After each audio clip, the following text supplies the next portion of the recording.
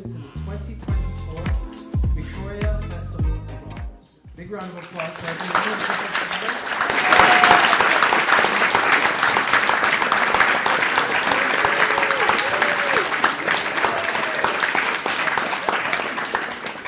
Now to get everything started, I'm just going to get out of your way and introduce you to the board member, Laura Trunke.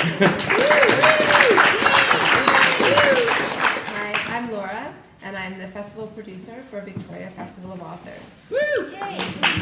Welcome to Let's Do the Time Warp, or Time After Time After Time, featuring Yeji, Han, Scott Alexander Howard, and Shelley Wood.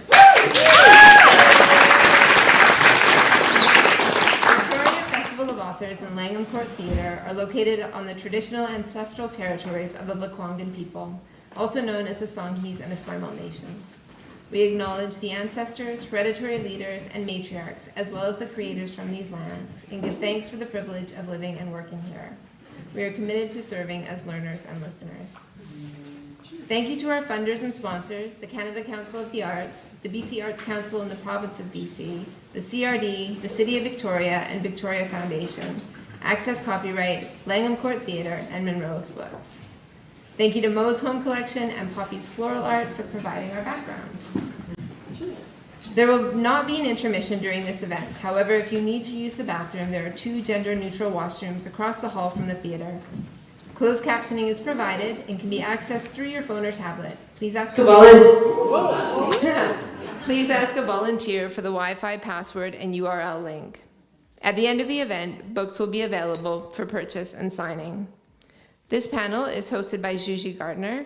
Yeji is a Vancouver-based author and the Scotia Giller Prize finalist for Better Living Through Plastic Explosives and the acclaimed story collection All the Anxious Girls on Earth. Her novel, The Beguiling, was a finalist for the 2020 Writers' Trust Fiction Prize. She was the inaugural Frank O'Connor International Short Story Fellow for Cork, Ireland. She's one of my favorite authors and one of my favorite people.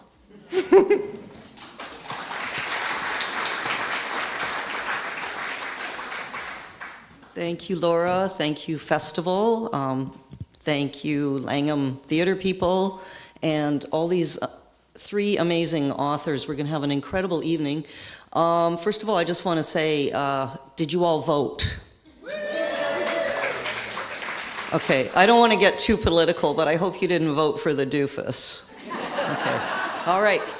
So we're going to talk a lot about all 3 very distinct books here, but there's an overwhelming through line, which we'll spend some time talking about, the fascinating issue of time and if it's different manifestations and how it works in narrative and people's lives.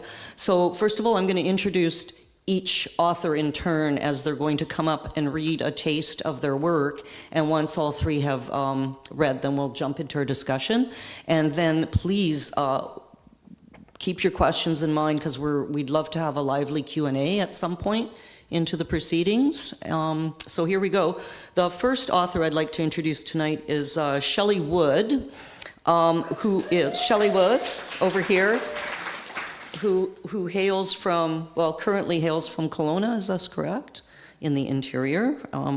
No idea, like her other travels and things like that, but she hails from Kelowna, and she has worked for years as a award-winning journalist and in more recent decades as a medical journalist and an editor with the Cardiovascular Research Foundation and Medscape Cardiology, which I believe is a medical news website. Is that correct?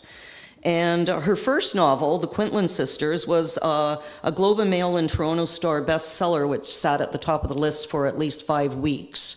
And that was also followed up now by the incredible Leap Year Gene, which is another story of a medical miracle in a very different way. And it is the story of Kit McKinley, who was born on a leap year day, February 29th, 1916. And Kit is a true leap year child in the sense that she only ages 1 year in every 4. So every leap year birthday, she's a year older, like physically, otherwise. Shelley's going to explain a lot more about it. And the novel is fantastic, and it spans a century and encompasses many world events and touches on the eugenics movement and later on gene theory and various explorations of genetics and things like that.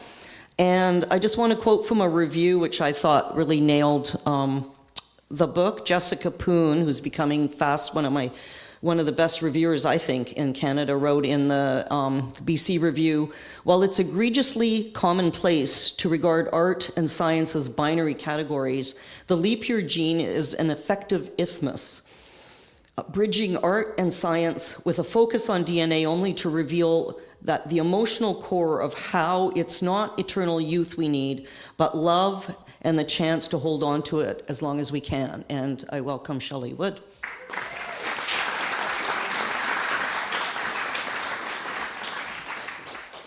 I drew the short straw to get to go first here. I want to say thank you to the Victoria Festival of Authors for having me. It's such a thrill to be here, and to be here with my second book and with these authors is a true honor. So thank you. I'm going to read from the very beginning of my book. I know some people in the audience have read it, but I will try to keep you entertained. As Yeji mentioned, Kit McKinley is born on the leap year, 100 years, more than 100 years ago now. But first she had to be born. So not quite 1916. Ernest McKinley stepped into the welcome gloom of his foyer, dropping his briefcase and shutting the door against the sun. First things first, he peeled off his socks and shoes, then took off his hat, tossing it to its hook, where it spun once, twice, before settling down like a dog on a rug. He shrugged out of his jacket, then tugged at the knot of his necktie to loosen it around his throat, it being too damnably hot for ties. If he could be certain Marie had left for the day, he'd have stripped down to his underclothes. But his housekeeper worried about him enough as it was, unmarried and nearing 30. Both parents passed, and Thomas, his only brother, 7 months dead, having found himself shot to ribbons his very first week in France. Ernest closed his eyes against the images, trying to jostle their way to the front of his thoughts, and settled for yanking his shirt tails from his belt. He wasn't lonely or singular. He was merely a busy man, and a private one. A man whose skills during wartime were in high demand, such that thoughts of a wife welcoming him home, smelling of biscuits, her soft hands hastening to take his jacket, or of a child, rosy from her bath, waddling to the door to meet him. These were the furthest things from his mind. The knock at the door made him jump. He caught a glimpse of himself in the hall mirror as he reached for the doorknob, his red curls unsticking themselves from his damp temples, his untucked shirt draping from his broad chest like a nightshirt. He snatched his hat from the coat stand and tapped it back on his head, then he drew himself up and opened the door. On the steps stood a young woman in a brightly patterned dress, at least 6 feet tall, but no more than 17 or 18, thin as a reed and wavering from foot to foot as if stirred by the heat rising from the flagstones. She had a toothy smile and was clutching a large purse in one hand and in the other a hat, decadent but squashed. The woman and her smile were recognizable without quite being familiar, as if he'd seen her in a toothpaste advertisement in a magazine. "Can I help you?" She darted a look at his bare feet, then his hat, which he sensed was askew. "I'm sorry to disturb you, Mr. McKinley. I'm Natalie Kenilworth, Lillian's sister. We met at the funeral and—" Ernest squinted up at her, trying to lift any features from her girlish silhouette backlit by the sun outside his door and find a match in his overstuffed brain.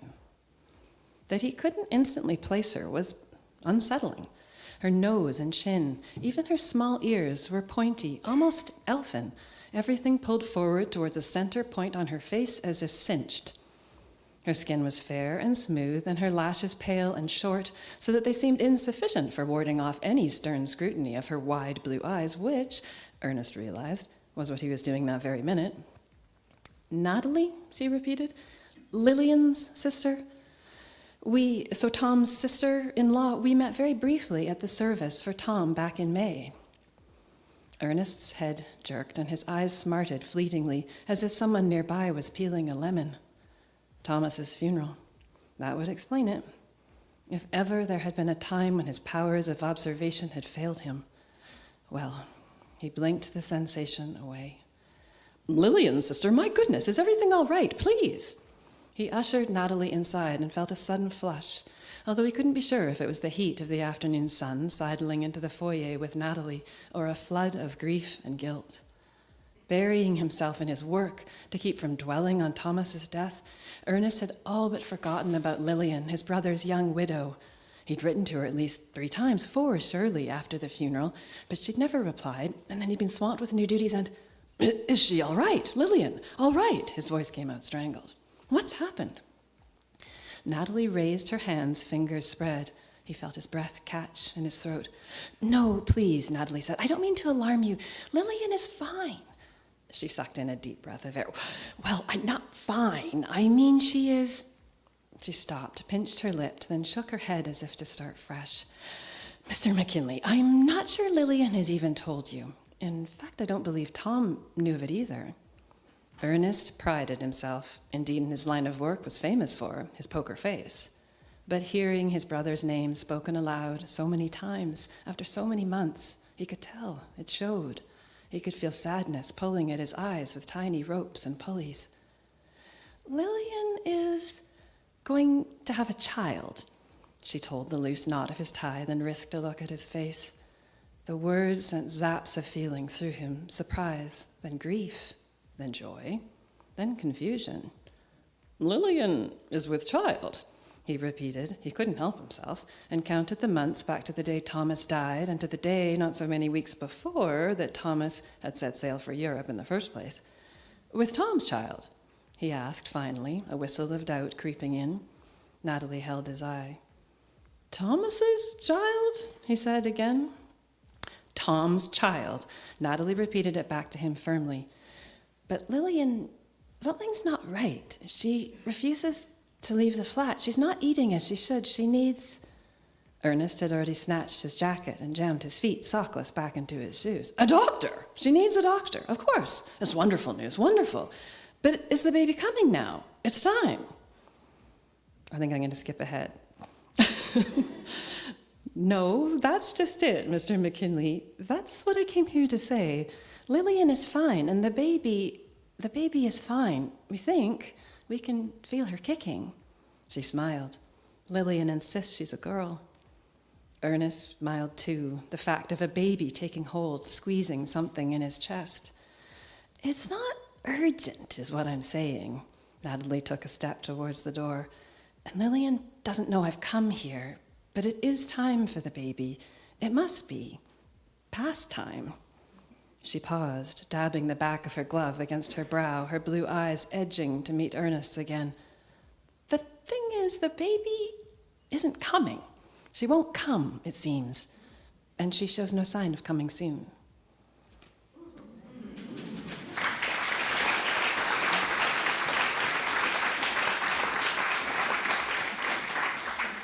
Thank you, Shelley.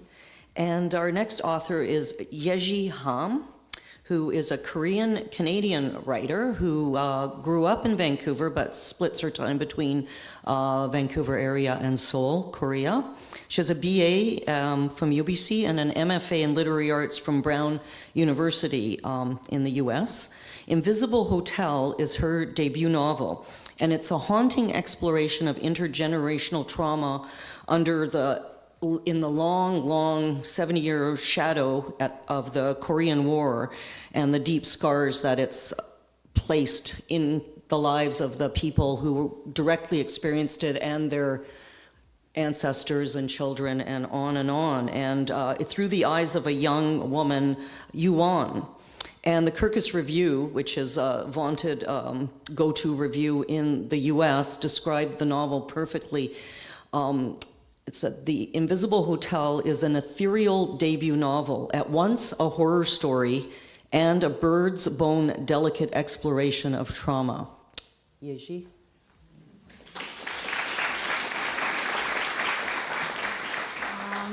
Hello, everyone. Thank you for joining us tonight. I'm really excited to be here at Victoria Festival of Authors. It's my first time, so I'm really looking forward to the conversation alongside Shelley and Scott. So excited to be here, and just a little bit about the book. So it opens up in contemporary South Korea. where we follow a young woman named Yewon, who lives in a remote countryside village where families wash the bones of their ancestors in the bathtub, which is a haunting reminder of the Korean War. So the passage that I'm reading from is when she begins to dream of the abandoned hotel. And she wakes up inside it. So I'm gonna start. All right. That red sofa, the color of saturated burgundy, rolled out next to the armchair. The same leather, the same color. The seats are arranged around the coffee table, sharing the same dark tone and the dusty skin, peeled and cracked. I know this place. A room like a lounge, the furniture all closely huddled together. The coffee table, the armchair, and the sofa only a few steps away. I'm on the floor, my face prickling, buried into brown carpet stinking of mold. I can see stains, discolorations, smudges and footprints, shreds of dirt, handprints too, as if someone once crawled their way across the floor, chased or hunted. I tried to pull my body up, struggling to sit, to move even a finger. Though I feel awake, a strange stirring, a jerk in my legs, my tongue tasting a thread of my voice as if I'm just rising after a long sleep. I heave, forcing myself up. The room is too dim to see clearly. I cannot tell where it starts or ends. I can't even see a wall, not a single door or a window. Nothing to let in the sunlight, moonlight, any light. I stand dazed, trying to remember why or how I got here. A shadow, a person stepping in front of my eyes, their hair is down, tangled. A body, a woman, standing slightly slanted to the right. It is me, my own shadow on the carpet. I step back, a sudden spill of orange under my shoes. There's a light coming from behind me, faint and dim. It shines from behind the sofa, from the bottom of the white front steps. I grab the stair rail, taking careful steps down, every tread filled with debris. An abandoned boot, a blackened lump of something burnt, pieces of metal clanking, breaking under my shoes.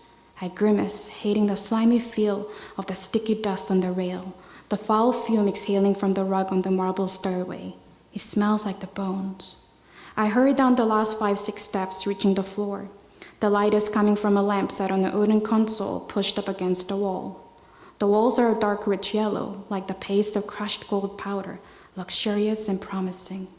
Though the promise looks to have been long broken, the walls are corroded, discolored and tarnished. The lamp vomits, throwing a splatter of light onto the wall. A switch. I search around the lamp's glassy contours, hesitant to touch the dusty coat.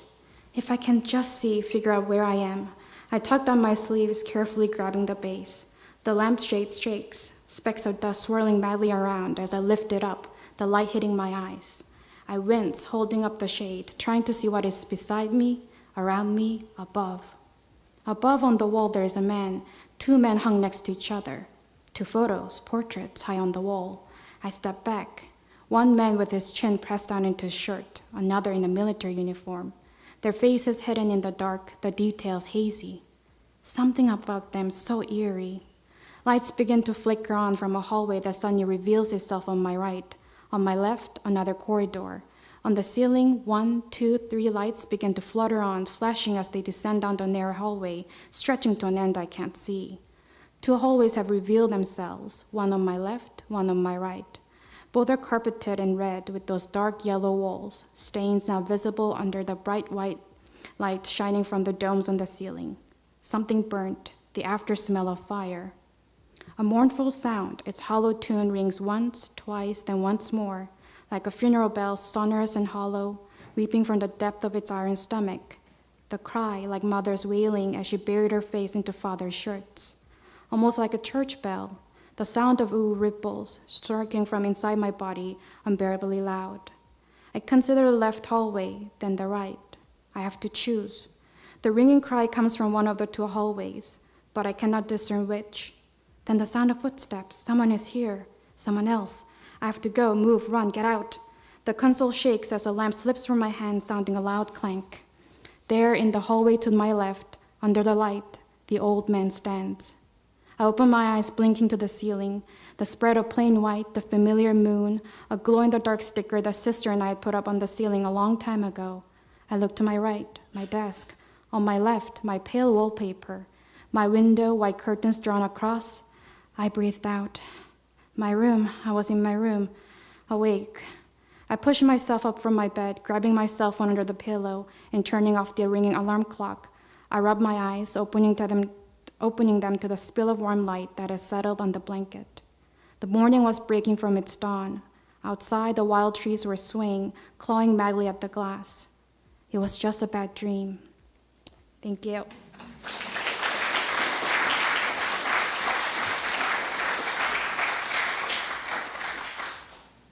Okay, and thank you, Yeji.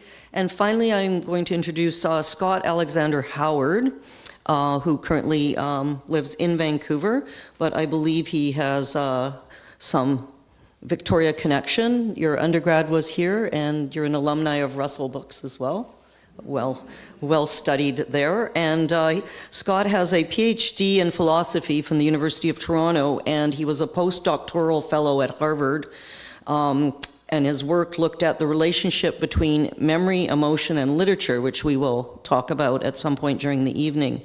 His debut novel, The Other Valley, features a protagonist, Odile, who lives in a central valley, central to the narrative anyway, and there are identical valleys to each side of her that they kind of run infinitely, but the valley immediately to the west, everybody who in this valley exists 20 years in the past, and the valley to the east, they exist 20 years in the future, and various circumstances happen, in which case she has to make some pretty harsh decisions that kind of affect her own future and different people's pasts, and it all gets very complicated and fun.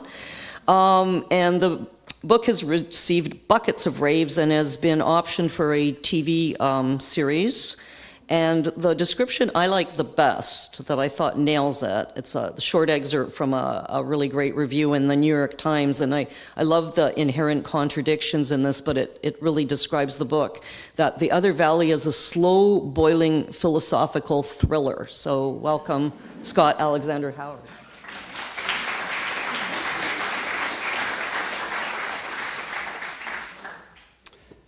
This is a little bit short for me.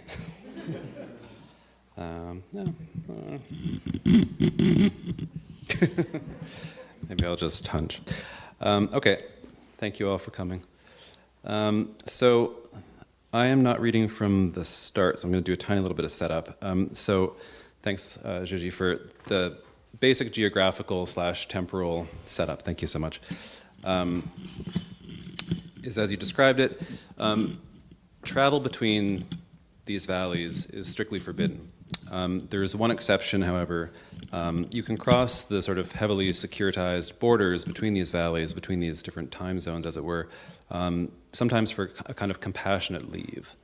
And so if, for example, you are grieving, you can petition for permission to travel to the West, in this case, 20 years in the past, to take a look at your lost loved one last time in a place where they are still alive.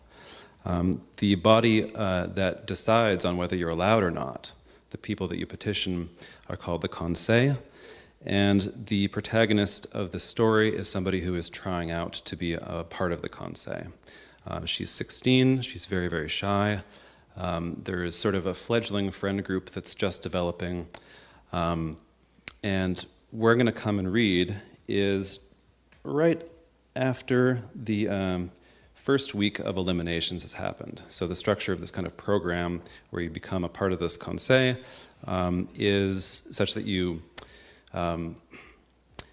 there's like a group of 12 students, and each week some of them get cut, and so you have to survive each week, basically. So her frenemy, Joe, and her are both, they just passed, and I think that's all I need to say, actually. Yeah. There's sort of a celebration happening at Joe's house, and Joe's parents are very rich. Okay. Joe's bedroom was bigger than my mother's. I had been expecting something daintier, I realized, but Joe's style was mostly linen white and glossy black, everything of such high quality that it could afford to be spare. Her closet was the kind you could walk into. She emerged from it wearing a cinnamon sweater dress and tossed her school uniform in a hamper. I sat at the bottom of her bed in my pinafore, wondering if I should take off my tie. The most impressive thing about the room, at least to me, was the cushioned seat in the deep bay window. In the daylight, Joe's view would be of the vineyard and the lake. There was a small pile of books there, and the idea of reading in such a place gave me a twinge of envy. Since I'd been invited as an afterthought, I felt anxious when the boys' arrival was announced, hoping they wouldn't be disappointed to see me. But Edme and Hélène simply said hi as they came in and looked around Joe's room. They too had changed out of their uniforms and wore short sleeves and jeans. "Nice digs," Hélène said. He plopped down on the window cushion and theatrically reclined. "A gentleman of leisure," Edme narrated like a radio play. Hélène inspected a book, then fake yawned and curled up to sleep. "Here we observe him at his repast," Edme continued. I laughed and said, "I think repast is a meal." In his sleep, Hélène pretended to chew. It was almost 8 o'clock, and the sound of the radio echoed up through the foyer and the stairs. Joe proposed that we borrow some bottles from the wine cellar and go for a walk. She said she could filch them easily, but Hélène insisted that we all go together, and finally Joe relented. We crept downstairs and through the sparkling kitchen, following her to a small door that led to a tighter staircase. We tried to keep from laughing as our feet squeaked on the steps. Joe pulled on a chain, and when the bulb awoke, we were in a low-ceilinged grotto with wine racks along the walls, 100 corks aimed at us like gun snouts. "Can we take our pick?" asked Hélène loudly. Justine shushed him, and he switched to a whisper. "Seriously, can we clean this place out?" Edme looked at me with deadpan tolerance. "I could take about 3 before they noticed," Joe said, "but not that stuff, down here." She pulled out a crate containing unlabeled bottles and passed 3 up to us. "Technically, there's something wrong with these, but you can't tell the difference." Edme held up a bottle and turned it around in his hand. The hanging light bulb shone through the emerald glass. "Where should we go?" "We'll show you," Justine said. Joe replaced the crate and pulled the chain, and we paused for a moment in the subterranean dark, waiting for footsteps above us to clear. I could feel Edme breathing, a small warmth near the nape of my neck, and to maintain the silence, I didn't move away. The blue vineyard descended gently to the lakeshore, where a raised wooden walkway crossed a stony beach. We followed Joe and Justine down a short dock with a gazebo at the end. There were benches along the gazebo's 5 walls, so we each had one to ourselves. Joe reached under her bench and retrieved a hidden corkscrew. As she opened the wine, I listened to the little waves lapping against the underside of the gazebo. The moon was silver on the water. Hélène demanded the first drink, gulping from a bottle long enough for us to complain. "Trust me, though, this shit is piss," he gasped. Many discordant notes. He guzzled some more. I thought the wine tasted good. My brain warmed instantly. The bottles were passed around the Pentagon, and I handed Edme one, just as Joe did the same from the other side. He accepted both and took an obliging swig from each, then crossed his arms to send them on their respective ways. Joe took her new bottle and fixed me in the eye. "To surviving the first week," she said. "To the honorable concierges Verdier and Ozan, as long as they don't blow it." I tapped her bottle, and we both tossed them back, which became an imitation of Hélène, each trying to outdrink the other, until Justine marveled, "Ooh," and we sputtered forward, coughing with laughter. Before long, the wine was gone, and our talk was giddy and blaring.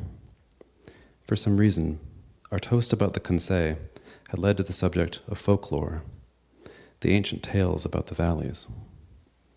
Most were fables with an obvious message, and the message was usually the same: never leave, never meddle. It was why the Conseil didn't ban the stories, despite their being fanciful. There was even a collection of folklore in the school library, on the shelf reserved for seniors, although by the end of junior year, everybody knew the stories, at least the bloodiest ones. The tale that commanded the most fascination was called The Girl. Like all the legends, it took place in a fictional age without fences, when nothing stopped a person from walking over the mountains to the next valley. Though the final story, The Builder, was about the construction of the border and had lent the town square its name. In the story of the girl, she walked east, and what she saw of her future dismayed her. In one version, she stabbed the woman in her kitchen. In another, she entered the bedroom and pressed a pillow down with the weight of her whole body, which, though small, was sufficient. Then this child began to live in the house and sleep in the woman's bed. She had children who were older than she was, and an aged husband who shrank from her and wept. They hated her, but they could not banish her. She was, after all, the same person they mourned. Sometimes I thought about the family coming home to it. A blood-wet child crouched on the kitchen floor. What would have been the expression on her face? The woodcut in the library book depicted her mostly in shadow, piercing eyes under raven hair. I could imagine her rowing her boat across the lake toward the sleeping town, and I pictured her now with a funny sort of fondness in the dizzy, drunken night. Thanks.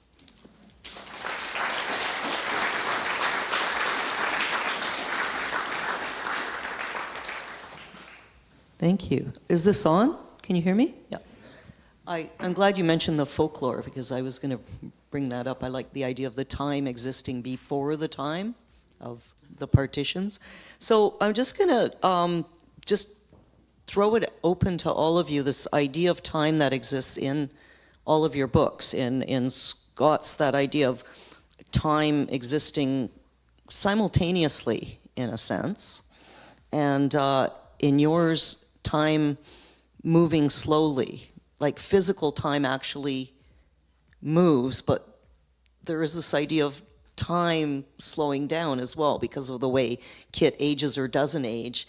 And in The Invisible Hotel, there's a lot of mentions of time being, like, kind of being stuck in time, and time stalled and time static and time stopped at certain stages, like time never moves forward in the village where Yewon lives, and then when their father dies, time seems to stop for her, and then when her brother has to go to military service right near the border, and on the way there his watch breaks. That's a very symbolic thing, but time is mentioned and time looping. So whoever wants to just jump in and talk about your interest in time and how time works, the idea of time and what you were focusing on to do with time in your books, that would be great.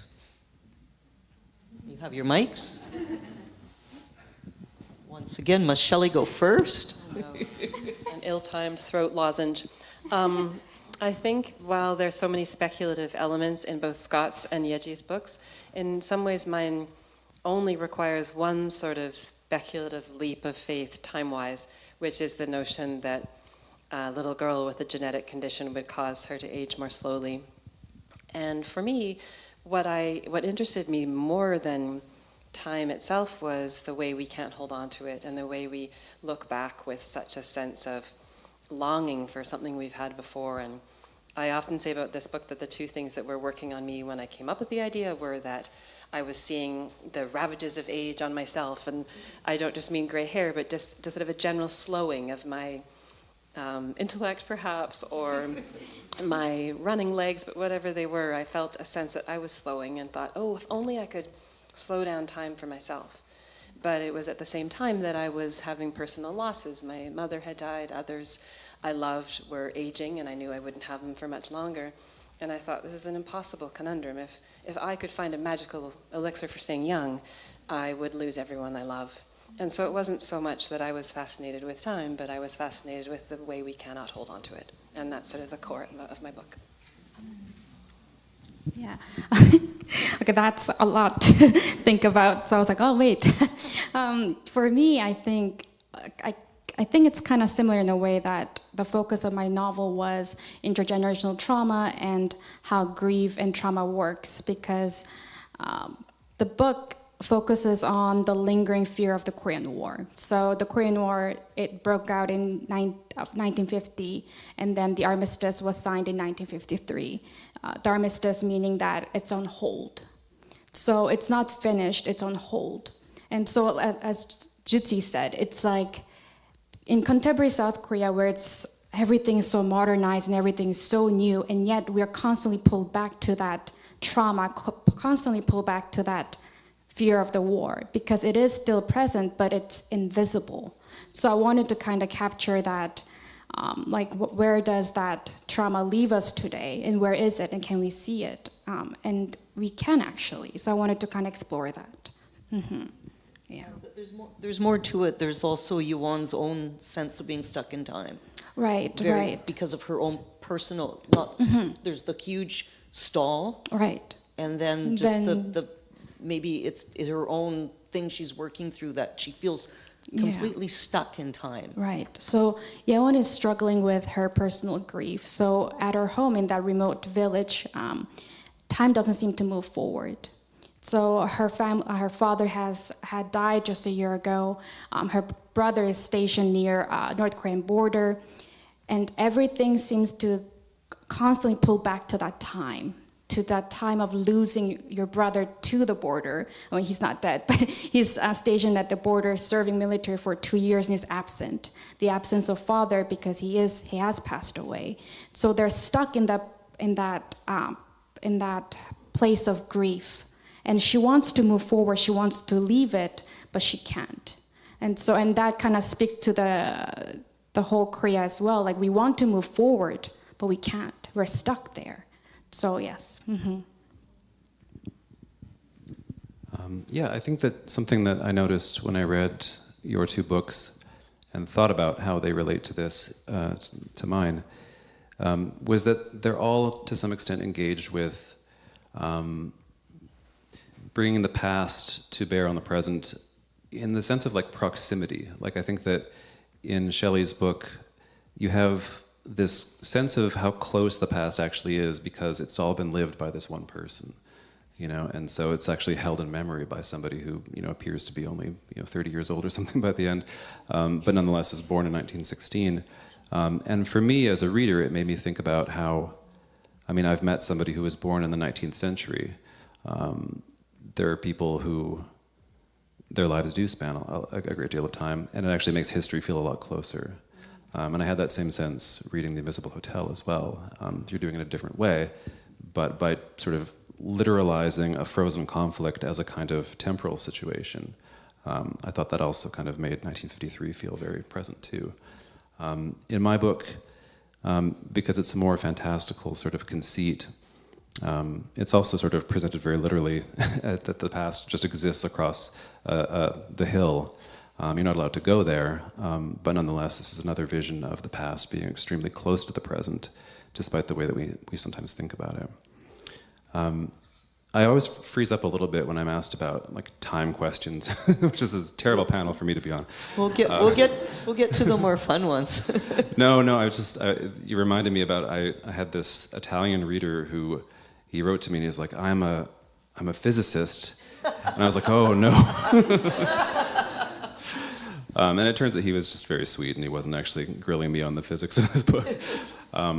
But yeah, I tend to think about time in a more, primarily I suppose, not in terms of physics and metaphysics, but in terms of emotion as well.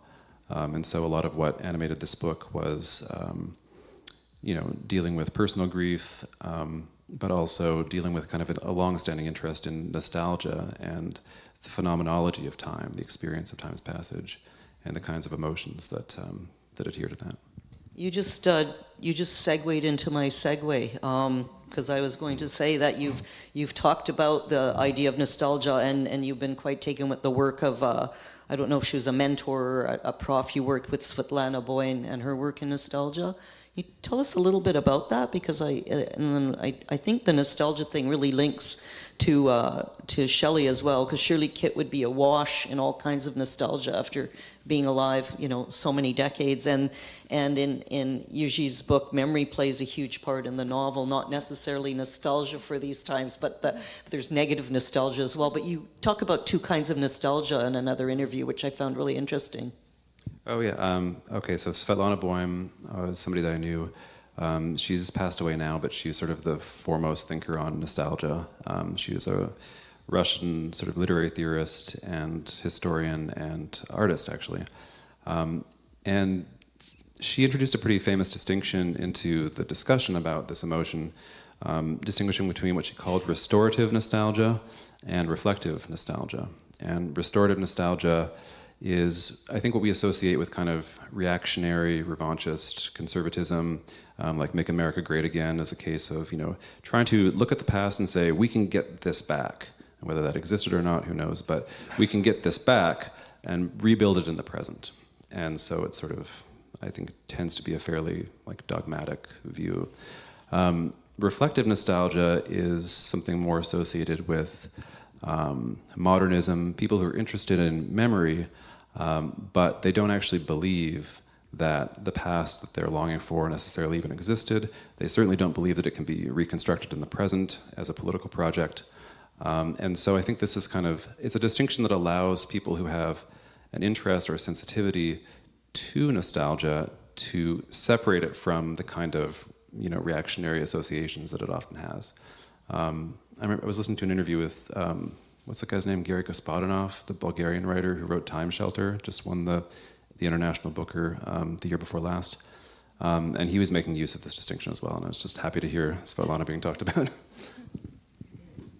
Yeah, I think in my book, negative nostalgia, I think definitely does exist, because so Korea has seen immense modernization over the last 70 years.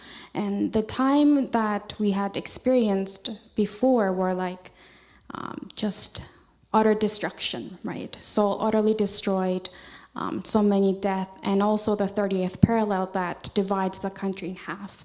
So people are not nostalgic for those times, but there's this one character in my book, Miss Han. She's a North Korean woman who has escaped from North Korea to South Korea. And when I was in South Korea researching for this book and meeting a lot of North Korean refugees and talking with them, they were very nostalgic of their homes. So although there was that starvation, human rights violation, they want to go back home so deeply, they miss it so much. And so although there is that negative nostalgia, there is that longing to go back to the home that they have left behind or is destroyed. Mm-hmm. Yeah. And Shelley, I can't help but think, someone who lives as long as Kit, wouldn't the memories just kind of be overwhelming? Yeah, I was thinking of that I differently. don't think that's there in the book, really, because No. We don't, people complain, I didn't get enough Kit, and that's part No, of it. no, We no. don't really One get- thing we should mention, because I really like this about the book, is Shelley tells it in 3 points of view. So the first is three other four, than Kit. sorry. Ernest, who we met during your reading, who becomes her father, and then Lillian, her mother, and then Helen, a sister who appears, and then Kit herself. So there isn't, we don't get that. It might be overwhelming to have gotten that, to have told it all in Kit's point of view, if that was even possible. I did try to write the book from Kit's You point of did. view, and I had to change it. And I'm now going to end up forgetting the nostalgia part of this question. But what I do want to say is about the 4 points of view is that as I was writing it, I realized how much, as the book is about a girl with a very strange, entirely fictional defect. We think, there may be one of you have it, I don't know, but that the idea that it's only her that's affected by this, because of course she's not the only one, it's her whole family, that their lives are utterly changed by having to keep her secret or feeling they do. So I chose to write it in the 4 points of view in order to make the book also about the people who build their lives around people who are in some way different from the rest. And my only comment on nostalgia then would be that I think Kit, maybe she has too many memories for sure after all that time, although I'm happily forgetting ones from the past, so maybe she had a bit of that going on. But I do think she also runs away from situations that will be, if not trauma, then at least so deeply emotional that they will cause her pain. So for at least a certain part of the book, she's not allowing herself the deep ties that would pave the way for nostalgia, perhaps. And part of the sort of story arc is how she reaches the point where she thinks it's worth it to take that risk. I am going to stop at the time in a second. Just one more thing or two. Scott, I just wanted to mention in your book, I think it's unique to have, and I don't know, I'm not an expert, I haven't read every book that deals with all kinds of people crossing to the past and the future, but so if anybody knows about this or I think it's fairly unique to have a time travel narrative in which people physically do the slog in real time to get to either the past or the future. Like there's no magic, there's no multiverse, there's no technology, there's no looper thing, there's no zapping. Like they literally just walk for 2 days across, pretty unforgiving. There's certain times of the year they can't even cross because it's kind of like mountain passes or something. So you can't even go in the winter. Like there's a cutoff so when these trips can take place.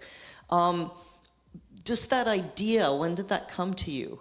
I just love that notion of the geographical grounding and that you could just walk for 2 days and you're in the past. Walk for 2 days and you're in the future. It's mind-boggling, but seems so easy. As opposed to, Back to the Future in the DeLorean or something. Yeah. Hard to get that thing to 88 miles an hour in a parking lot. I don't know how they do that. I liked the idea of terrestrial travel or time travel being terrestrial travel. That idea wasn't so much kind of a strategic innovation, like how to tell a time travel story differently.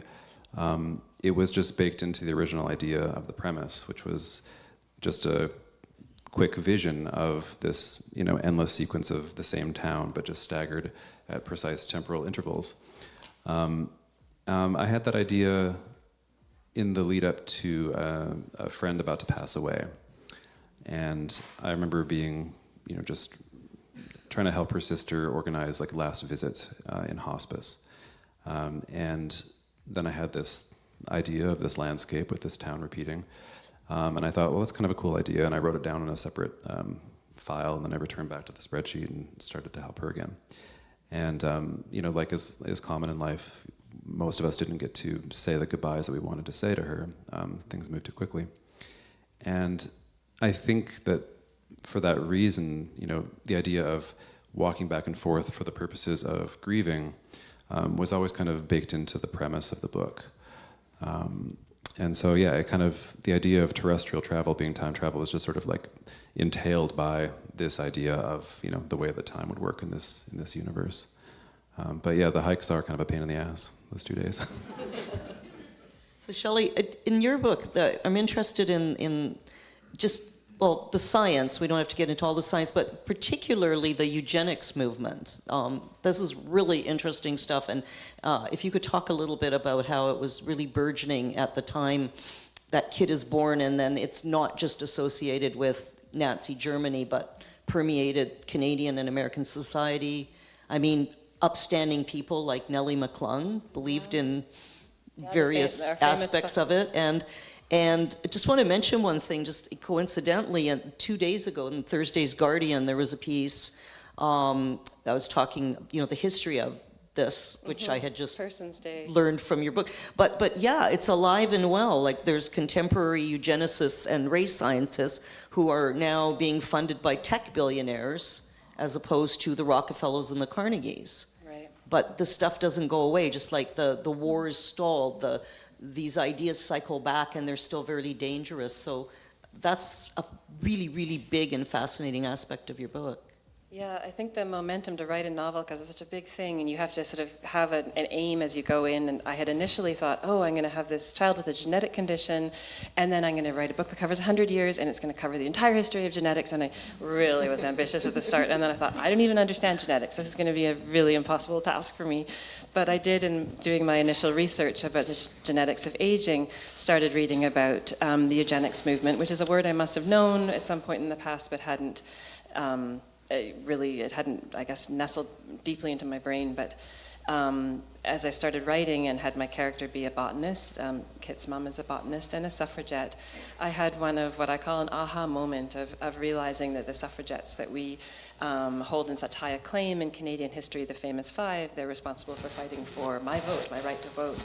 But they were also very strident eugenicists. They believed that the right people should be able to breed, and those lesser citizens should be discouraged from breeding.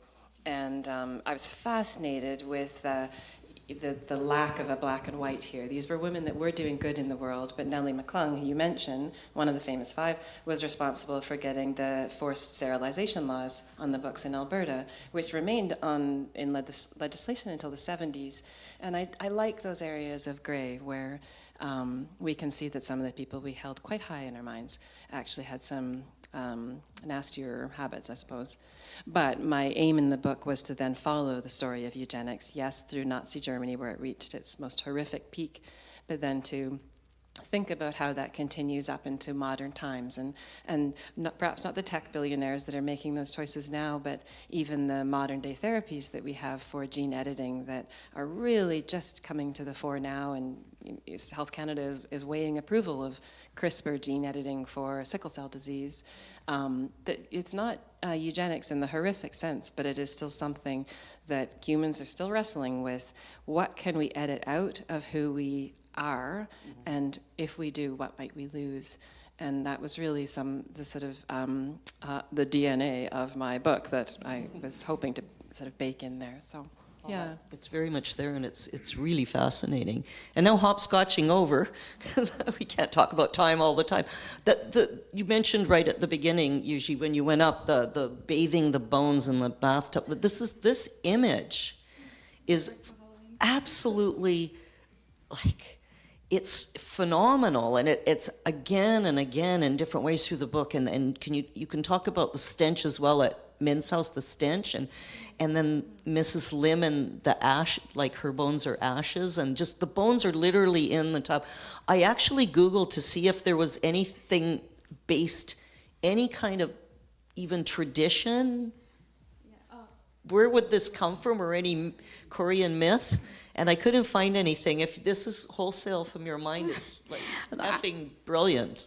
That's actually not my first. That was actually a reader came up to me and asked the same question. He's like, "Is this the Korean tradition, washing the bones?" I'm like, "Wait, no." But it's like perfect for Halloween, isn't it? I mean, I think I've always being a Korean Canadian. So I was born in Korea, but then my family decided to move to Vancouver when I was really young. So I carry that weight of that fear. So even when I lived in Korea, I lived in Vancouver, I was always monitoring the news for any provocations or threats from the north, or any signs of the war. And so like that fear is it's so present, but it's invisible. And the bathtub of bones is, I wanted to create a physical form of that fear. It's something that we see every day. I'm in the bathroom. We go every day, right? We go in there, and then Yewon experiences that discomfort of having bones in the bathtub, because she can't take shower in the bathtub. The bones take that presence. So instead, she showers herself through a sink, for example. And the stench of bones are everywhere, and she can't smell even the foods over her breakfast and lunches, nothing. The bones are so present and so dominant in the house that it's her life. And so I wanted a physical manifestation of that fear. I wanted to say, this fear exists, and it's so dominant, I guess, in all our lives, and that's what I wanted to kind of portray. Mm-hmm. In your novel, I was curious whether it was unique to this particular village, but then when they're doing the apartment hunting, does she actually see evidence of bones being there, or is she imagining it in that apartment in Seoul? It actually exists in the Seoul skull, too. and yeah. So it's not just in the village. So certain families do this, and certain families don't, and escape from it. For me, I wanted to be all families doing this tradition, because I think my grandparents' generation and my parents' generation, they still have experienced the war in some sense, more strongly than our generations did. So I think since they all are still living and very much present, we still carry that tradition, right? Just that image of yearning just for a hot bath, and then there's an image later, and not to give anything away, it's not a major plot point, but there's an image where she might be going somewhere, and she sees a picture of the place, and there's this beautiful gleaming bathtub in the middle of it, and it's like, I am a bath freak. When I got to my hotel today and it's raining and there's no bathtubs in hotels anymore, and I'm like, oh, there's not gonna be a bathtub, and I don't feel good. And there's a bathtub. There's a little bathtub, and I'm like, I texted my husband, I said, there's a bathtub, and woo woo, and I went right in it. So the bathtub thing is like huge, and that it's just it's haunting, but it's also just that just want that simple pleasure. Right. Of the bath. Actually, when working on this book, my agent was like, you need to have a scene where she takes a bath in the bathtub, at least. And I'm like, wait, really? But I think there's that yearning for that warmth. And also warmth is also connected to the warmth that she wants to feel from her mother. Yeah. Because she's washing the bones, her mother's washing the bones every day. Yeah. And Yewon feels like, wait, can't she not see me, how cold I am, like showering over the sink? But mother is instead obsessed with the bones, washing them in the hot water. So that disconnection that she feels from her mother, I wanted to portray that as well. But this idea of simple pleasures, that like the simple pleasures of the scene you read, you can see in Scott, you know, it's just some teenage kids hanging out, doing what teenage kids do at the lake on a weekend, and drinking and woo-woo and telling spooky stories, and then Kit's yearnings, you know, where she's yearning, she's feeling her burgeoning sexuality, but she still looks like she's 8 or 5 or whatever. Like these are really interesting, unique young women characters. That's something else I wanted to talk about, that we have these 3 fascinating female characters, Odile, Yewon, and Kit, on these really incredible journeys of different kinds, and all the books have been tagged in some way. They're not first and foremost, but it's been mentioned that they're coming of age novels. In your case, a coming of age novel. But can we talk a bit about that idea of the coming of age, the gaining of wisdom, the loss of innocence? How important is that to your books and your characters? Scott, if you want to jump in on that, because I think it's huge in yours. Yeah, I think that so this is a novel that is, it has a kind of a bifurcated structure. In that, for the first half, we're following Odile when she's 16, and that is, yeah, I think it's almost a Bildungsroman, you know, but then it's truncated by a tragedy, and so the kind of classical ending of a Bildungsroman does not happen. She does not find her place in the world. Instead, she veers to the wayside of her life. And then we pick up again halfway through. She is 36, or she's about to turn 36. It's almost 20 years later. And of course, in the world of this book, that means that the events of her teenagehood that we just read about are just starting to unfold again to the west of her. And she's very conscious of that and aware of that as it happens. I think that this book actually kind of changes genre midway through, precisely because our lives sort of change genre. It's a coming of age in the first half. I've had the second half described as a gritty police thriller, you know, and then maybe it might return to that 16-year-old time near the end. But yeah, I think that it is definitely a coming of age story, but it's not entirely so. Yeah. Shelley, yours is. Takes a while. It does take a while. And I think, I think that what you're referring to is part 3, which is told from the point of view of Kit's sister, who is born 20 years later than her, but eventually has that moment that Kit refers to as the leapfrog moment, when people go from being younger than her or her contemporaries to suddenly being older and experiencing things that she can't. And because her true age is somewhere between her leap year age, which is very young, her physical appearance is young, her intellectual age is older. She's learned so much from her time on Earth. But in part 3 is the time when her sister goes through puberty, is kissing boys, and Kit has just this rabid fascination about what that must be like, but she herself hasn't gone through the physical changes of perhaps having the hormonal urges or all the things, and so I had so much fun writing that. I thought it was just such a predicament for her to be in. But her coming of age is fraught because it is accompanied by so many losses of the people that have been her caregivers, and the way, and I think I actually felt that with Yeji's character, the way grief affects young people and just makes them feel so stuck. And I certainly had Kit at different points trying to like work against that feeling of being frozen by the people that she has to say goodbye to. And for sure that was, when we were joking earlier, like, who's going to be the one to tie our books together? And actually Scott did it, so you just ran with it. But I'm just throwing one in there. Yeah, I think that's exactly it. It's just that how young people, how do they deal with grief? How do they process grief? And they're stuck there. Her coming of age is weighed down by her personal grief at home and also the larger picture of the war in Korea. And her coming of age comes when she takes control of her life, I think. She takes pleasure. She starts to feel like she starts to meet a guy, for example, and she starts to leave her village. It takes from like very small moments like that for her to become someone different, I think. Mm-hmm.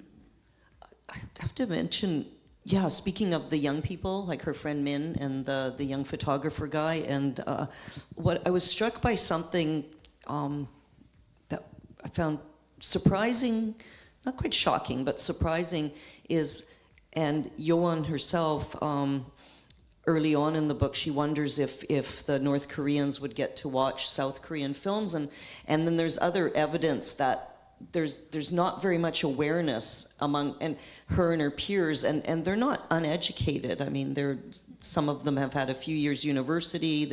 They live in the South.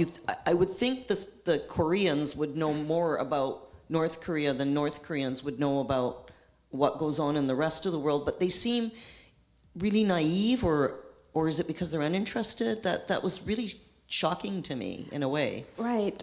So when I went back to Korea for this book and I started meeting friends and making friends, a lot of the conversations here with Min were young generations are true, like they're like nonfiction. I took word by word what they had said. So it was actually a very personal thing for me because I was also surprised by how they didn't quite know about what's happening in North Korea, what the situation is like, not so much.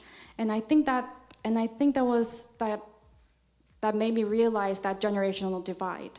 My grandparents' generation, my parents' generation, they have felt the effects of the war, whereas our generation have not. We do not know. We have not experienced it. And so our fears and desires are different. For them, it was survival. For us, it's things like, will I get married? Will I have an apartment of my own? Will I have a stable job? It's a very different fear and desire for our younger generation. So that question of North Korea and the war, because it's not so visible, we don't quite take interest in it, I think. Mm-hmm. And then there's that incredible scene in the museum. She sits in for a friend, or takes over Min's work for a day. And the museum, it's a museum of history, the history of the war, or the history of the years since the war. It's the 70 years. And there's one scene, and maybe you could, would you read the page if I brought it up? Well, it's this one scene, it's the young couple that comes in. Oh, right. And if you could just set it up, and then I did put the page number down, hang on. I would appreciate that. This came out in March 2008. I got it. Let's see, I got it. It's 217 and 218. Okay. Where there's the film going on, and then the couple comes in. Oh, yes. Yeah, yes. and what year are they in there? Oh, so the timing of the book, I guess? The time in the museum and that scene. Oh, so it's the time of it's set in contemporary South Korea, but the scene the poster that comes up, it's the war. The poster and the images okay. that come, yeah. So they're at the museum, and she's sitting in for her friend Min. Okay, so they're coming. A couple walked into the hall, both of them wearing denim jackets over denim pants, like teen models from a 90s magazine. Their hair combed back with wax. They hurry past the glass displays, the girl laughing, holding out a map. The girl suddenly grabbed her boyfriend's arm and jerked him back. I think this is the spot. A photograph of a grandmother tying a baby around her daughter's back with a blanket. No one's here, let's take a photo. The couple walked up to the wall, tilting and positioning their cell phone. They looked up at the light and pointed. Here, the girl said. Here. The lighting is so good here. Should we take out the selfie stick? You know that girl who does mukbang? Hyunmin whispered. She eats like 50 burgers, but is like super skinny. I didn't know. I forgot her name, but she came here 2 weeks ago. Oh, I said. She came dressed up in full costume and live streamed here, he said. I didn't know she had so many fans. Have you heard of her? No.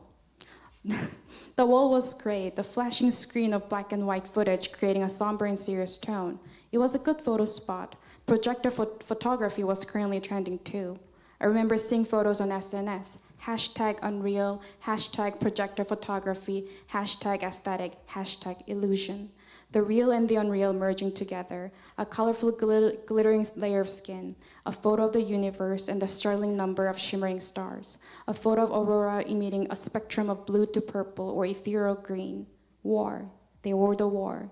The couple laughed. A soldier with a burst stomach reflected across their smiling faces, the city up in flames projecting onto their flesh, their faces becoming one with the photos, the image quickly passing, the refugees pushing carts of bodies, a girl carrying a boy on her back, the footage flashed, the couple slipped out of the war. It's just such an incredible bit, and it kind of nails that, what we were just talking about. What we were just talking about earlier, of that sort of disregard of history. And it reminded me so strongly of several years ago, I was in Berlin, and they have, it's a monument to the murdered Jews of Europe. It's quite if anybody's been to Berlin and seen this, it's really, really large, and it's just big, large slabs of concrete that are like, you know, they evoke Tombstone, and you just walk between them, and so many young, and there was like some young women, because I found out after they were from Japan, and they were giggling and climbing on them and trying to pose, and I Karen'd them. I just said, you know, this is not the place for this kind of thing, and you know, this is commemoration of people who died, and she says, well, maybe we're happy, and that might make them happy, one of them said, and I'm like, oh God, there's just no hope for you, but it's this kind of thing, right? It's just the world we live in. It's too crazy. Scott, I was curious about something. It was interesting how you defined why your novel, because I would have been tempted to say it is dystopian, but your definition of why it is, or what dystopian is and why yours isn't, was, I bought it. You convinced me, and but I really did think about it more after I read that, and I thought, okay, if you're living somewhere where you're restricted from going, not necessarily dystopian, but almost like a dictatorial state, like North Koreans can't leave. People in the valley can't really leave the valley, right? I mean, it's a different reason, but it's pretty heavy-handed what happens to people when they do try to escape one way or another. Maybe you can talk about that, the military aspect of the novel, and the grimness that goes on the outskirts. Yeah, so what you're referring to, if you haven't, there's questionnaires as part of the festival, like Q&As with authors, and Isabel, who's here, had asked me about whether the book is something that I consider to be dystopian, and I said something to the effect of, kind of, maybe. I think that there's obviously some, you know, very negative aspects to the world that Odile lives in. But as far as dystopian fiction goes, I don't really see it that way, because I'm not a literary theorist, but my sense as a reader is that when I see something that is dystopian fiction, I think it's the dystopia in the book, the society in the book, the thing that makes it dystopian, is that functions as real world criticism. You know, so for example, The Handmaid's Tale, the way that world is meant, it has a thesis about our world, right? Chain Gang All-Stars, that's a comment on our world's carceral state. So I think that what I've attempted to say makes a dystopia is that it has a kind of critical function, and it's addressing the world that we live in now. And this is why sometimes dystopia is quite similar to satire. You know, it's just like elbow and elbow with satires, because satire does that too. In this book, the point of the bad parts of her world is not to say that the things that are similar in our world are bad. You know, I think that the function of the negative aspects of her society. It's not me making a point about similar negative things about the world that we live in, even though those are negative. The over-policing of borders, for example. Instead, in the book, I think the negative aspects are somewhat entailed by the world she lives in, which is kind of uncomfortable for me as a writer. Some of the brutality on the border in this book, it's extremely grim, but I also don't see a way around it in the world where she lives, because there are real risks to going to the past and monkeying around, because it's going to wipe out so many future timelines, so many people who exist over there. And then if you read that too metaphorically, it sounds politically ugly in a way that I don't like. Like I believe in these militarized borders, which I do not. But in her world, there's an argument for it, so it's a little bit queasy. Okay, and jumping back to Shelley, I'm trying to link all this, but like. I can actually link something. Pardon? I wanted to say, if you want to link it, a true dystopia is puberty lasting for 20 years. So. For the parents.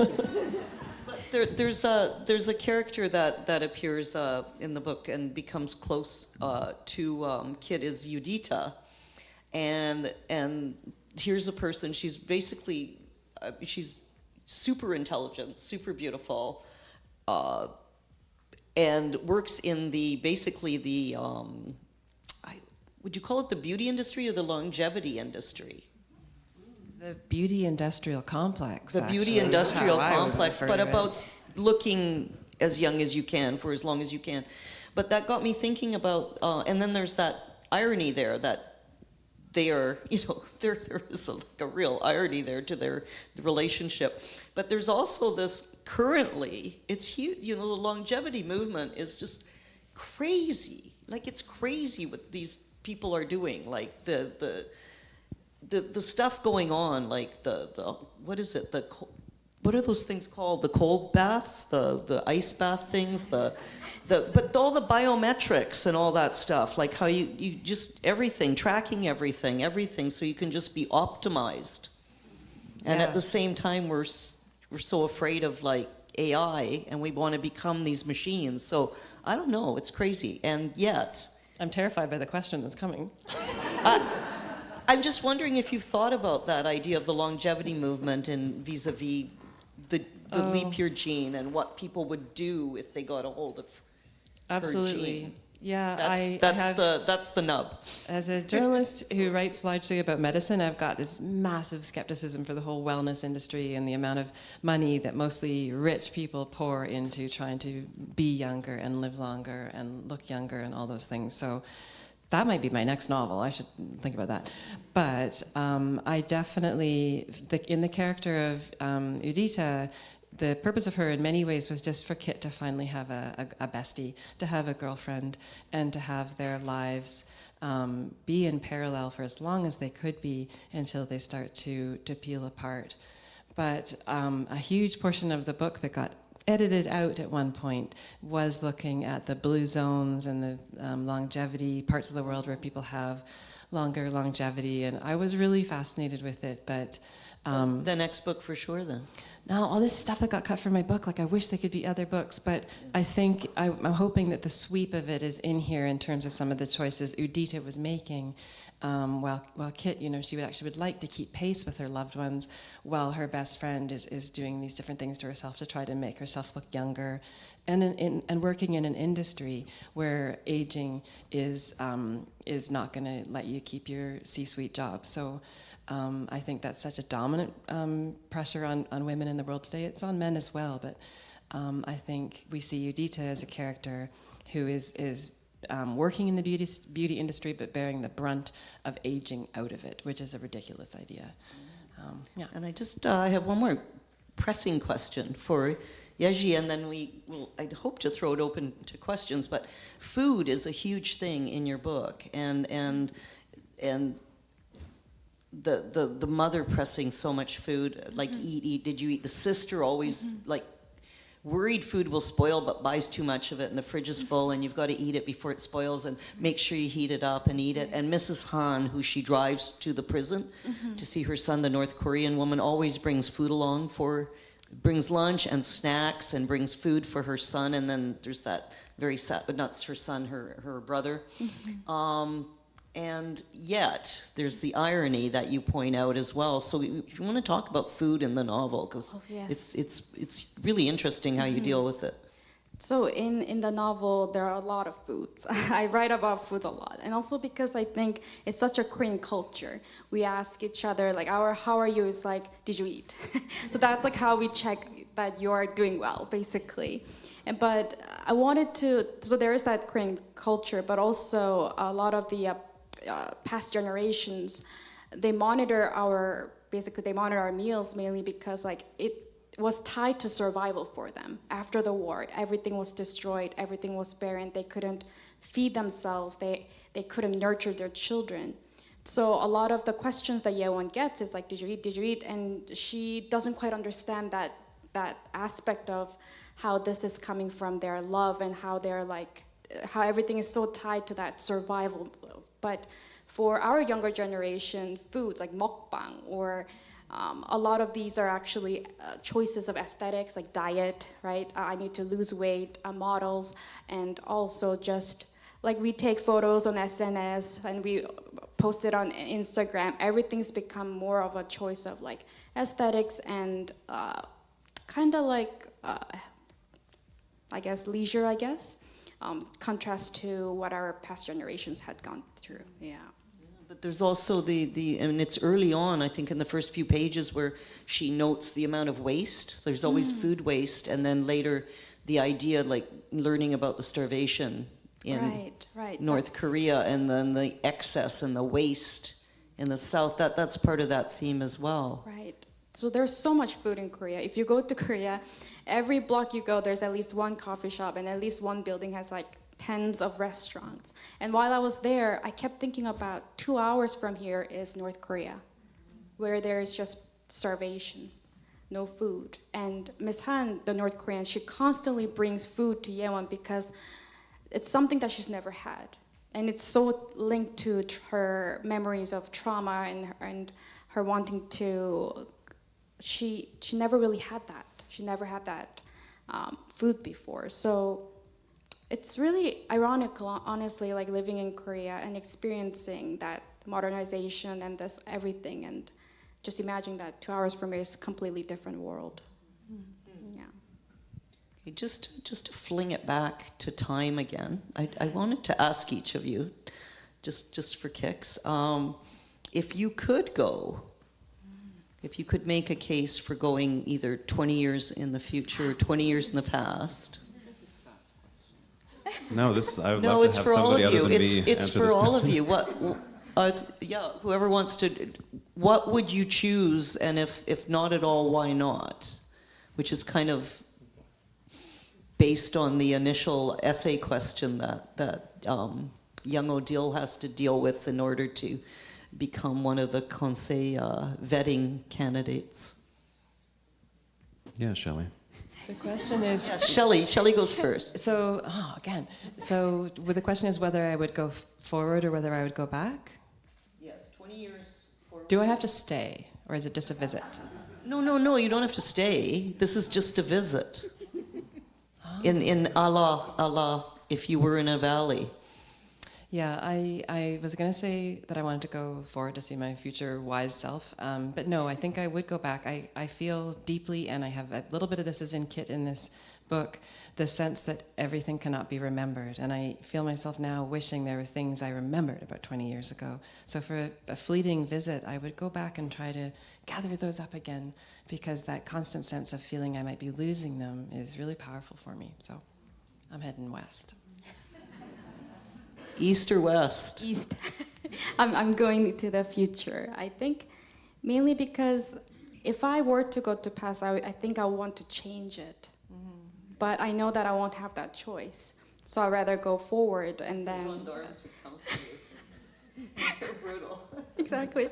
So I'd rather go 20 years forward and then I will come back and appreciate today, I think, a lot more. Mm-hmm. That's a very, very thoughtful answers, my friends. And Scott, East or West? I usually say west, when I'm asked this, to go back in time, precisely because I'm a fairly patient person. So if I just don't die for the next 20 years, I'll see what that is like in good time. And going backwards in time is a more rare opportunity in that sense. But maybe just to round out the menu of options here, I'll say neither. I'll just stay put. I wanted you to say north. Oh, let's not get into that. That's the sequel. As the world heats up, we're all going to have to move north. We'll be crowding up there soon. I'd like to open it up to some questions. That would be really awesome. We actually have a microphone here that can be passed around. Is somebody available to do this, to do the passing of whoever might want to ask a question? Laura? Where's all your volunteers? Okay. And am I supposed to mention buying and selling in the lobby? Well, Not happening? we'll draw it at the end. Oh, the draw. Although I don't have. Did you mention the somebody draw? has the draw of tickets, Okay. they should bring it to me. But what about signing authors? Yeah, the authors will. Yeah. Authors will be signing books at the end of the event. Authors will be signing books in the lobby after. We forgot to mention that earlier. Okay, does anyone have a question? I can't see. There's a hand way back there, almost at the very back. Raise it up and then Laurel will bring you the mic. Thank you. Hi all, thanks so much. This feels like a flippant question, but maybe it'll be fun. I'm wondering if any of you watched The Substance, and if you feel like it related to the questions around time and past selves and beauty and food, and how you thought about those things. I have been meaning to watch The Substance, and I have not yet watched The Substance, so I cannot answer. Is that office one, where you're one thing at the office and another thing at home? Oh, okay, sorry. Sorry about that. Next question. Yeah, right over here. I had all kinds of movie questions, but I held back. I can maybe try to yell. Can you yell? Sure. Shelley, you mentioned you had to cut a section of the book, and Yeji, you had to add something. What's that relationship with your editor to kill your baby? Yes, I didn't have to kill the babies. Yeah, I had to kill so many babies. I think I wrote my book very long. It was covering 100 years. I tried to do these leaps through time, which the published version does have, where you don't know what happens in a certain decade or for a period of it. But a lot of the time I had to write between those periods. And I really tried for a book that was absolutely kaleidoscopic in terms of its geography and its cast of characters, and I did have to get rid of them. I think ultimately, at this time, the market did not want to bear 200,000 words about a genetic defect about aging. But what I found in those cuts, it is hard, but I feel like I learned how to compact the purpose of the words. I could combine multiple characters, even though they were so different in my mind. I could see that they served similar functions for the novel. So I could find ways, and I'm sure Yeji could be able to speak to this even better than us more recent novelists, but for me it was very hard, but I can see how it was useful. I would like to approach my next novel differently, however, since I'm a very efficient person in the rest of my life, and this felt like gross inefficiency. So for me, I intended the book to carry that claustrophobic and kind of disorienting feel. And because of that, I became disoriented heavily. And so I needed the editors to bring clarity to a lot of the plot points. And so there was a lot of discussion, a lot of me trying to kind of distance myself away from that kind of crazy claustrophobic and disorienting world. So I really appreciated having the editors who were willing to really talk and discuss the book with me. So that was actually a really, I really appreciated that moment. Mm-hmm. Scott, you mentioned having like charts or mapping out different possibilities. Like there must have been, were there elements, places you didn't go that you thought you'd want to go initially and you had to pull back, or vice versa? No, I think so. To answer this this question about editing. I think that I pre-killed most of my darlings before submitting it, and so I was a debut novelist without any kind of professional connections, and so I had to make sure that the manuscript was extremely tight when I was submitting it to agents, and because of that, once it finally got to an editor, it didn't require a lot of editing. It was a lot of like little polishing notes, kind of like bring up. I'm losing the thread of this one character. I kind of miss this person. Kind of have some little moment with them again here, that kind of thing, rather than take out a big chunk or put in a big chunk, which is just a kind of contingent result of the workflow for me. But as for like a time travel charts, I do have an abominable spreadsheet that maps out all of the kind of results of what Odile does in this book in various different places and times that far exceeds this book scope. But I wanted to, say that is something that I really tried to keep under the hood in this. I really didn't want to have a time travel book that was going to be just, make your eyes bleed with the complications. I actually don't like that as a time travel fan. If you've ever watched a movie about time travel, there's usually a point in the third act when things just go haywire and you can't follow who's who or what's what. It's just it makes complexity into its own aesthetic, and I think that sometimes the intention is to kind of create awe, but sometimes it's just to create bewilderment.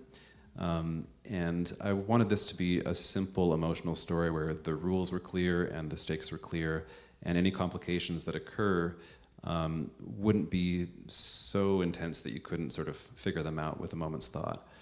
So all of that kind of chart making, that's on my computer, not in this book.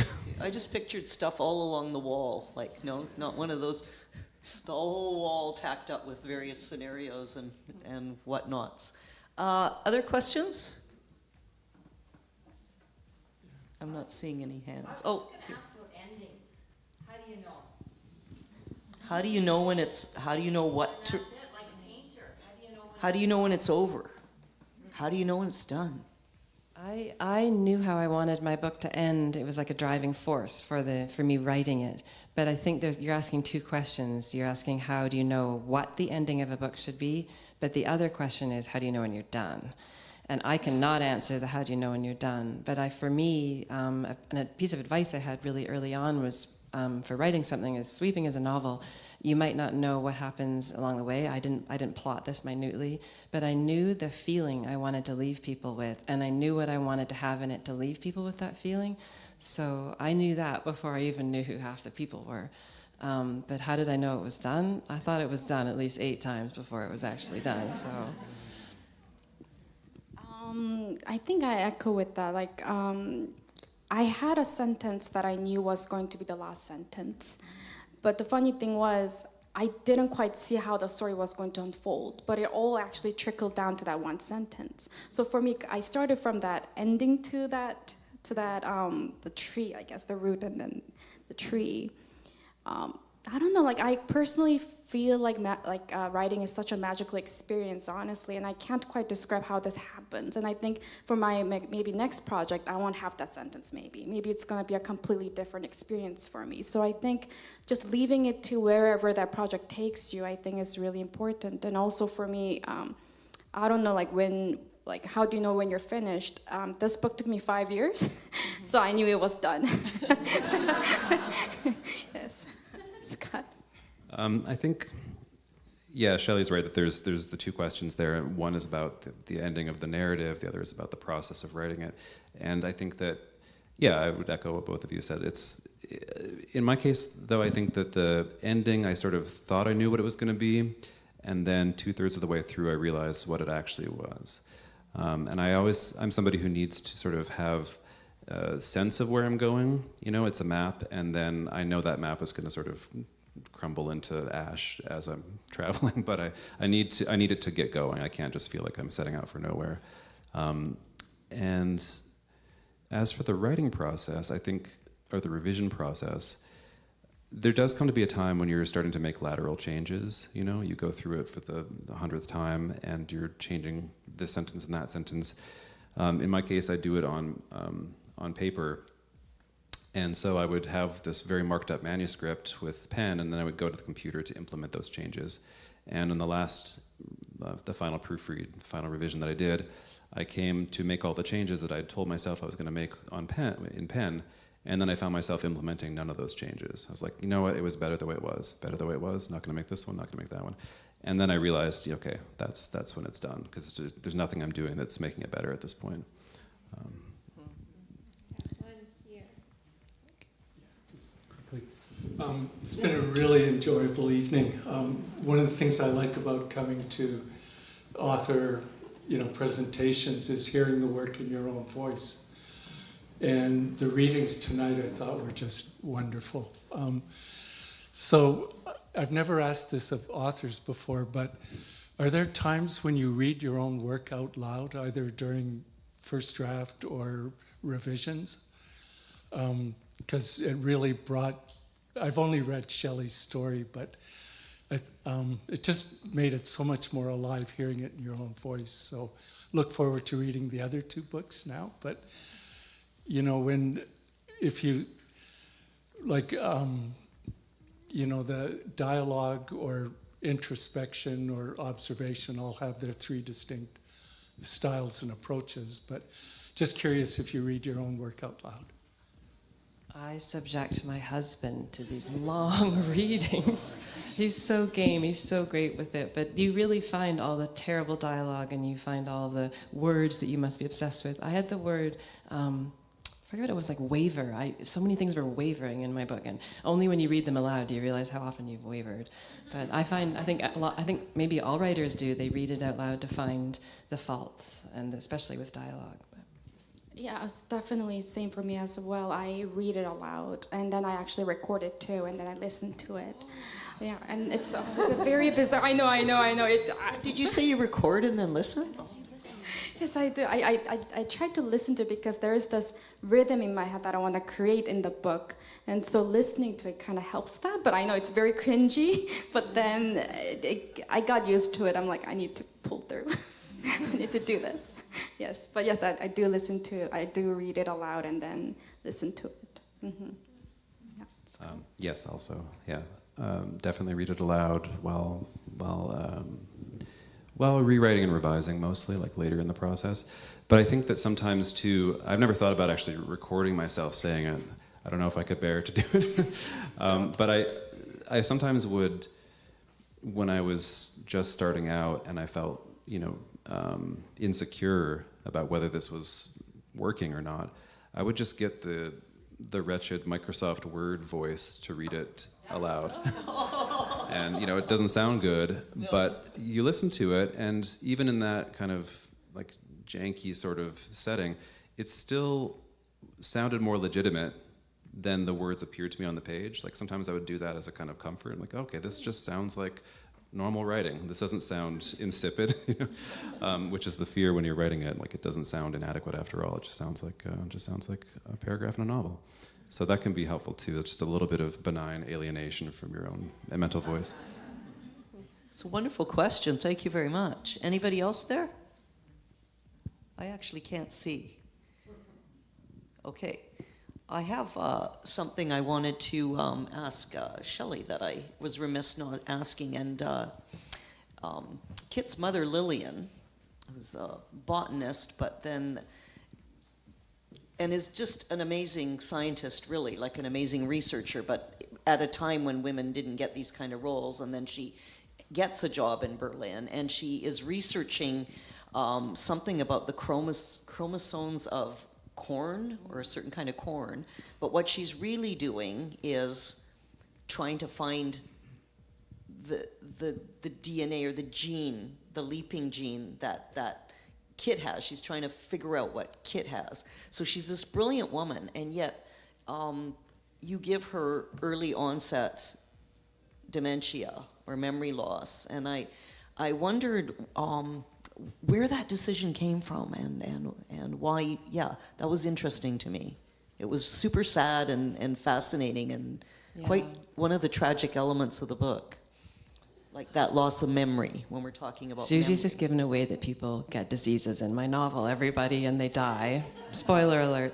But no, obviously it's 100 years. There's going to be some bad news.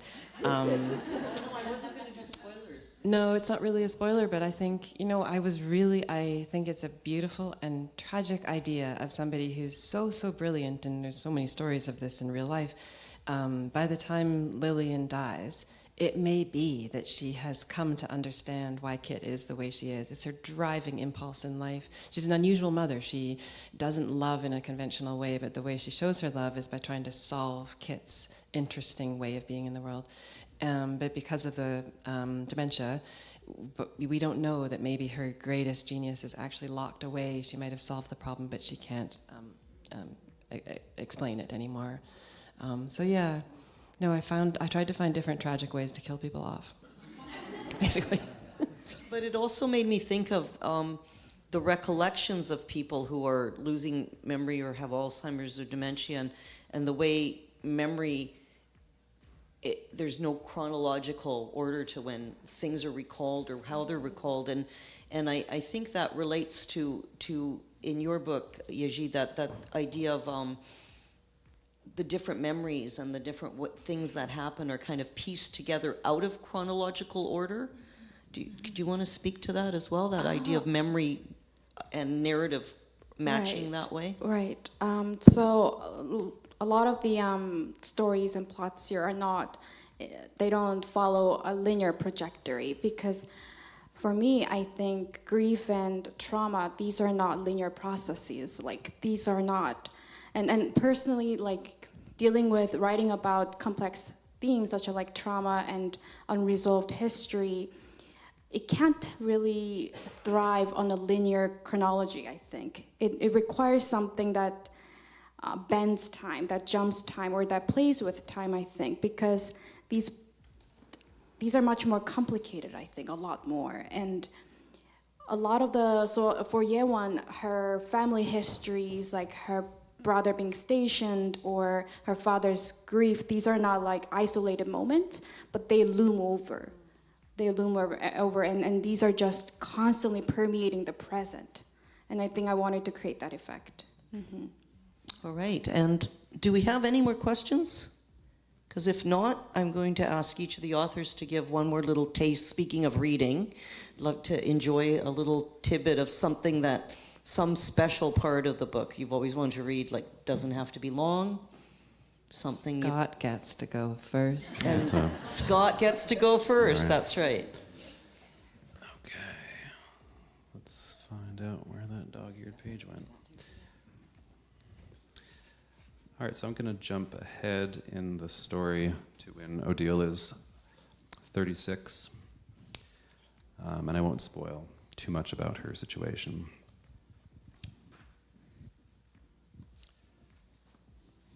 The anthem on the radio was over, and the next piece was beginning.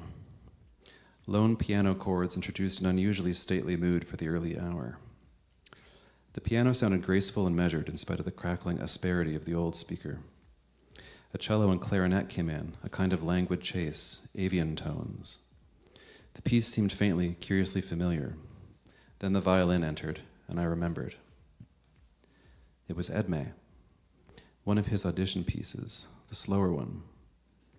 To my surprise, I found that I could still anticipate some of the phrases, still picture the gentle movements of his bow. Someone at the conservatory must have discovered the sheet music and arranged it. I listened without moving from the watchtower doorway. It did not sound like the work of a child. There were sections I had found sad when it was just his violin, but together with the other instruments, the piece acquired a wistfulness, sometimes even touches of sly humor. There was the rushing middle section he had struggled to perfect. This adult violinist did it effortlessly. The quickness crested and fell again like flung leaves floating back to earth, and then it was over. I was unprepared for the concentration of its beauty. Nothing was ever as good on the radio. After the last note, I waited to hear if the announcer would name its composer, but something else started up, a shrill choral piece that they played all the time. At the base of the tower, I heard the next guard mount the rungs. I switched off the radio. On my way out the door, I saw the calendar hanging from a nail and flipped the page to the new year. It was a strange day to be reminded of Edme. It was the year I would turn 36 and 56 and 16.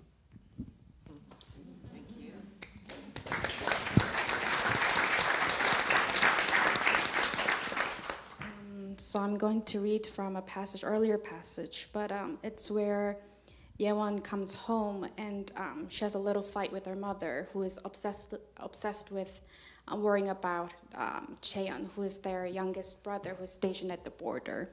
So she's watching her mother. I used to help her. It was our family tradition. Early mornings, I stood here with the kettle. Slowly, she'd say. She would ask me to pour the water into the basin, and she would direct me, slowly, very slowly. As I poured out the streaming water, I watched and listened as Mother taught me. The red basin was for washing, and the blue was for drying. The bigger basin was for bigger pieces, and the smaller basin was for small pieces. You have to be careful with them, she always told me. But her hands, Mother soaked the sponge. Wasn't the water too hot?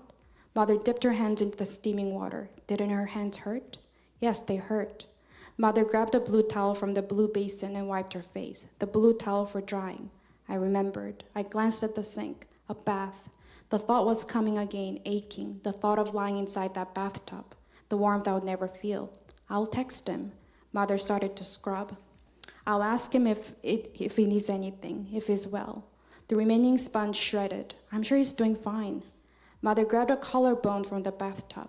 She turned it, looking for a spot she might have missed. She caressed it, carefully putting it into a small blue basin as if she were laying down a newborn. Pellets rolled, clattering and rattling. I stepped back into the dark. Some were tiny, as small as my pinky, a phalanx, maybe a toe. In the basin, what would have been a scapula, a shoulder blade, or something of a spine, a sternum, shattered pelvis, scarred ribs, and snapped femur.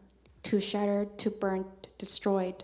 Not a single bone was whole. As many as 100 lay inside the bathtub, torn and shredded. Their bone colored, their bone flesh buried underneath. Hardened black powder coated each broken piece. They waited for Mother's hands. Mother rocked as she started washing them again. She picked up the sponge, squeezing, finding a faster pace. Mother scrubbed the collarbone. My back hit the wall in the darkness of the hallway. I stared at Mother, but she did not see me. Her eyes were fixed on the collarbone. Her ears turned to the quiet of the bones. She cupped the liquid, pouring the hot soapy water onto the collarbone. I didn't know what would stop her hands. These bones were never going to wash clean. They were and had always been the color of burnt crumbles. Painful black, Mother used to say. The bones are the color of painful black. I changed your blanket, Mother's voice rang behind me. Night's getting colder.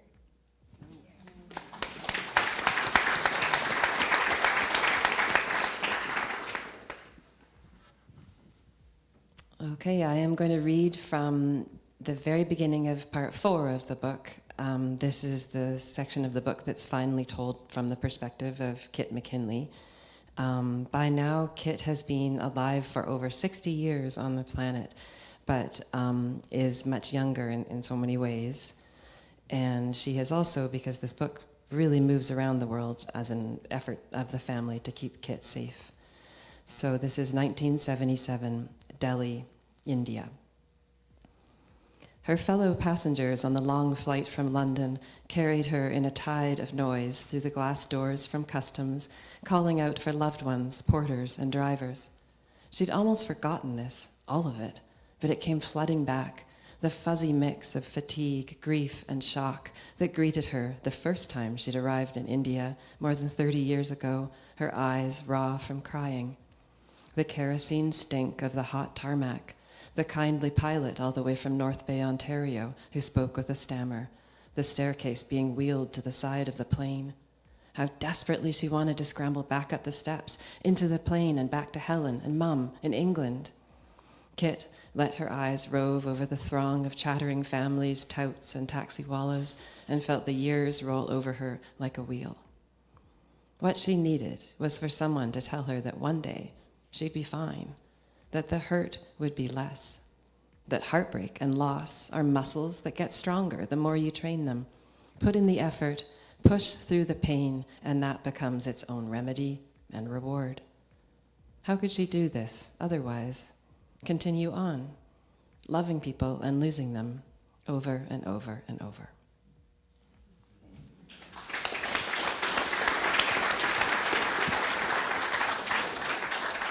I think that is it for us. And evidently there's going to be a raffle draw of some sort. Something like that. Someone's going to win a prize. Thank you very much for attending this event, and thank you especially to our moderator and authors, Gigi Gartner, Yeji Y. Hon, Scott Alexander Howard, and Shelley Wood. If you're interested in purchasing books by the featured authors, they are available from the Monroe's book table. Our authors will be able to sign them for you. There's a small handful of festival events tomorrow, so refer to your program. Our website features Q&As with all the authors participating in VFA 2024. You heard Scott talk about the one that he did, which is very good, so you should find it and read it. And a place for you to sign up for our newsletter. So please do refer to victoriafestivalofauthors.ca. If you would like to support the festival in another way, please follow us on Facebook and Instagram and encourage your friends to attend one of our upcoming events. You can also make a tax-deductible donation to Victoria Festival of Authors through our website or on VFA's page at Canada Helps. Your donations are instrumental in ensuring VFA remains an engaging, accessible, and sustainable festival. Okay, now we have 2 prizes. The first is the 3 books featured tonight, except you won't get Shelley's yet because it is somewhere between where it originated and here. So you'll have to give us your contact and we'll get it to you, or you could buy it now and get her to sign it and then gift the other one.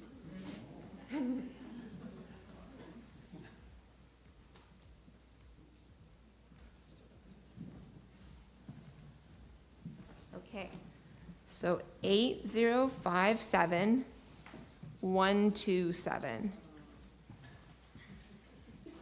Ah, okay.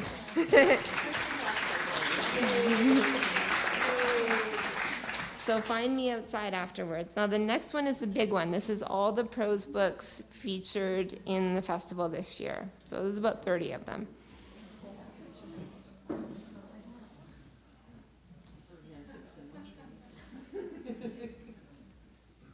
All right.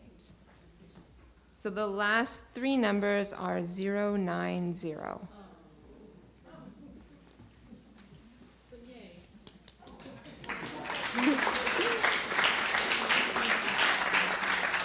All right. Thank you very much.